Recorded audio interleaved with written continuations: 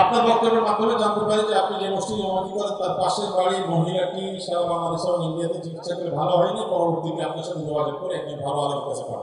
দেখুন, যাদের জিন জাদু বা ব্ল্যাক ম্যাজিকের সমস্যা আছে, যাদের নর্মাল ট্রিটমেন্ট করে কোনোভাবে কোনো রোগ ধরা পড়ে না, ডায়াগনোসিস হয় না, তারা রুকিয়া করবে।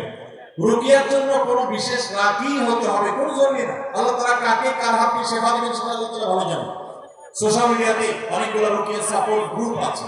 এই সমস্ত গ্রুপগুলোতে আপনি যদি উচ্চারণ করলে আপনি অনেকগুলো পরামর্শ পাবেন, সেলফ রুকিয়া, নিজের রুকিয়া করতে পারবেন। কোনো মানুষ দিয়েই করে তো এটা জরুরি না, আপনি নিজের রুকিয়া শুরু করে দেন এবং এর বাইরে আপনি রাতিও পাবেন। কোনো কোনো ক্ষেত্রে আমাদের অফিসে গেলে অফিসিয়ালি না বললেও আমরা ব্যক্তিগত পর্যায়ে অনেক সময় অনেক রাতিতে নাম্বার অফিস থেকে দেওয়া হয়, তার সঙ্গে সংগ্রহ করতে পারি।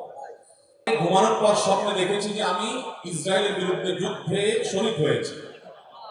এটা কি শয়তানের ধোঁকা? দয়া করে বুঝিয়ে বলবেন। শয়তানের ধোঁকা হতে যাবে কেন ভাই? এটা তো বাহ্যিক ভাবে ভালো স্বপ্ন, আলহামদুলিল্লাহ।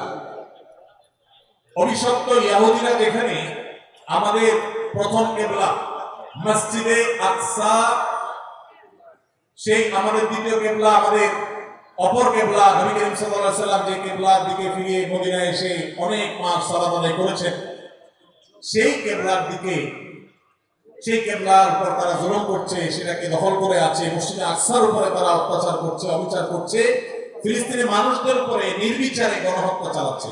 এই মানুষগুলোর বিরুদ্ধে আপনি যুদ্ধে সামিল হয়েছেন, এই স্বপ্নে দেখা তো ভালো স্বপ্ন, আলহামদুলিল্লাহ। আমরা আমাদের সাধ্য অনুযায়ী অবশ্যই এই অনাচার, এই জুলুমের বিরুদ্ধে আমাদের সাধ্য অনুযায়ী আমরা প্রত্যেকটা মানুষ অবস্থান নেওয়ার চেষ্টা করব। আল্লাহ তাআলা আমাদের সবাইকে আমাদের প্রত্যেকের দায়িত্ব যথাযথভাবে পালন করার তৌফিক দান করুন, আমিন। ভাইরা আমার, মজলুম ফিলিস্তিনি ভাই বোনদের জন্য আর কিছু না পারেন, ইসরায়েলিদের, ইহুদিদের যে পণ্যগুলো আমাদের মুদি দোকানে, আমাদের বাসা বাড়িতে, ঘরে বাড়িতে ভরপুর, সেই জিনিসগুলো আমরা কিনবো না, নিজের টাকায় তাদের পণ্য কিনবো না। ঠিক আছে ইনশাআল্লাহ? আল্লাহ আমাদের তৌফিক দান করুন।